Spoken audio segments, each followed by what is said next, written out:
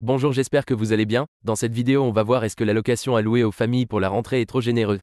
Et je vous souhaite la bienvenue sur la chaîne Questions-Réponses, la chaîne où vous trouverez réponse à tout. Je remercie Xavier Bertrand, Élie Dumel, François Martini et Rachel Runner pour leurs réponses à cette question. Nous allons commencer avec la première réponse de Xavier Bertrand. Ce qui est impressionnant, ce sont les idées reçues, une nouvelle fois.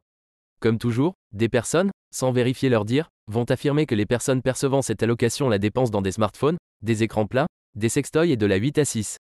Et c'est une réalité? Ben oui, parce que si on affirme quelque chose, on se doit quand même de vérifier. Et coup de bol, la CAF a fait des études sur le sujet.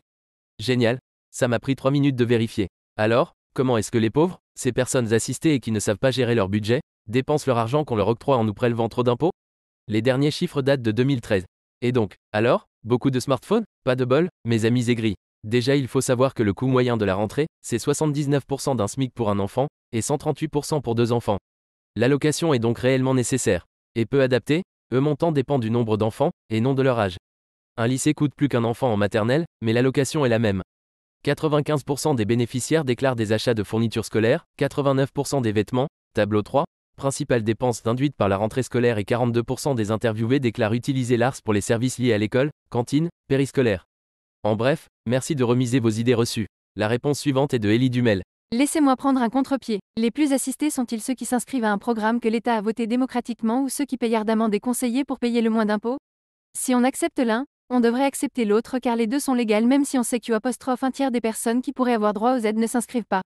Je suis autant indigné de voir des profiteurs sur des allocations que des entreprises abuser des infrastructures francaises et ne pas payer d'impôts. Je vais ajouter un deuxième argument à l'allocation des classes. Les facteurs de décrochage scolaire sont multidimensionnels mais les zones à risque sont très fortes dans les zones les plus défavorisées. Si nous voulons une école égale pour chaque élève, nous devons leur donner les moyens de suivre et être habillés correctement, avoir un cahier et un stylo en fait partie. La prochaine réponse est de François Martini.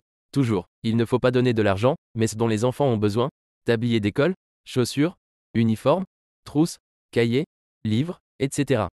Pas d'argent que la famille va gaspiller. La réponse suivante est de Rachel Runner. Perso, je trouve que ce sont les bénéfices des entreprises distribués aux actionnaires plutôt qu'aux travailleurs qui sont beaucoup trop généreux, sans parler des avantages et exonérations en tout genre accordés aux grosses entreprises qui représentent un gros manque à gagner dans le fonctionnement de l'État. En comparaison, les allocations, qui sont une des manifestations de la solidarité nationale, paraissent dérisoires d'autant plus qu'elles font marcher le commerce et qu'une partie retourne dans les caisses de l'État via la TVA. C'est la fin de la vidéo, merci d'être resté jusqu'à la fin. Merci d'avoir regardé cette vidéo, si elle vous a plu, vous pouvez vous abonner et laisser un like sur cette vidéo. La vidéo est terminée, vous pouvez continuer de discuter de cette question en commentaire, ou trouver une autre question qui vous intéresse. À la prochaine.